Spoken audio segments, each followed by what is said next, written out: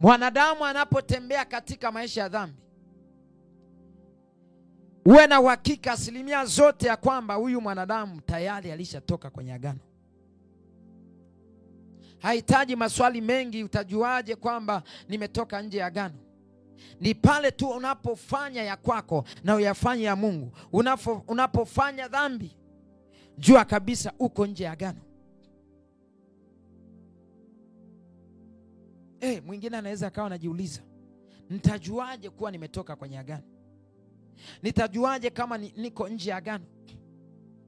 Ni pale unapoishi maisha ya dhambi. Ni pale unapoishi maisha ya dhambi, unapoishi maisha ambayo hayampendezi Mungu, uko nje ya agano. Kwa sababu damu ya agano ilifanyika kuwa, ililetwa kwa ajili ya ondoleo la dhambi. Ndio maana kila unaloliomba nje ya agano, Bwana Yesu asifiwe sana. Sikiliza nikwambie, nimetangulia kusema pointi ya kwamba unapoishi maisha ya dhambi, jua kabisa wewe uko nje ya agano au patano na Mungu.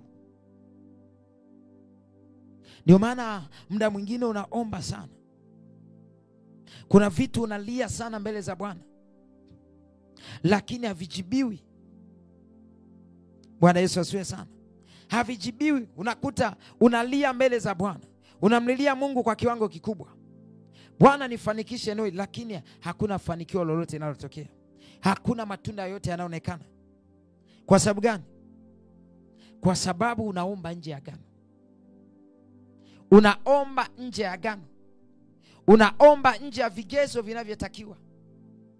Na ukumbuke Mungu wetu hasikii maombi ya mwenye dhambi hata siku moja. Mungu wetu hasikii maombi ya mwenye dhambi. Dhambi yako au kosa au maovu mwanadamu anayofanya yanamsababisha atoke nje ya agano. Na kipindi anapofikia kiwango kumtafuta Bwana au kumuomba Mungu, Mungu hamsikii, wala hana muda wa kumsikia, kwa sababu Mungu hamsikii mwenye dhambi. Mwingine anajiuliza, nani kasema kwamba Mungu hamsikii mwenye dhambi? Kasoma Yohana Mtakatifu sura ya 9 mstari wa 31. Yohana Mtakatifu sura ya 9 mstari wa 31.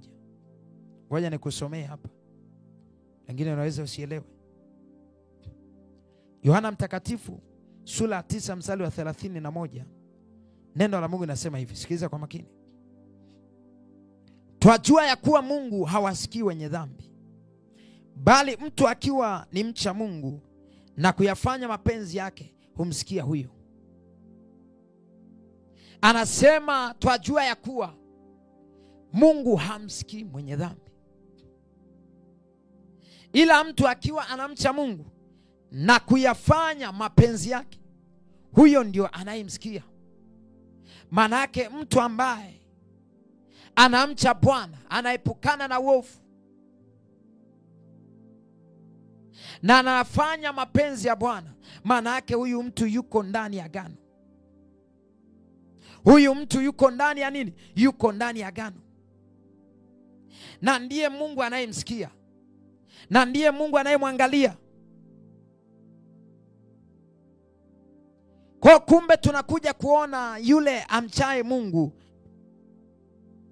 na dhambi haipo ndani yake, yuko ndani ya agano.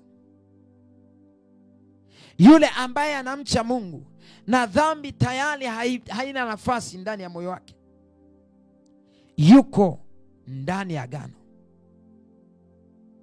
Bwana Yesu asiwe sana. Yuko ndani ya agano.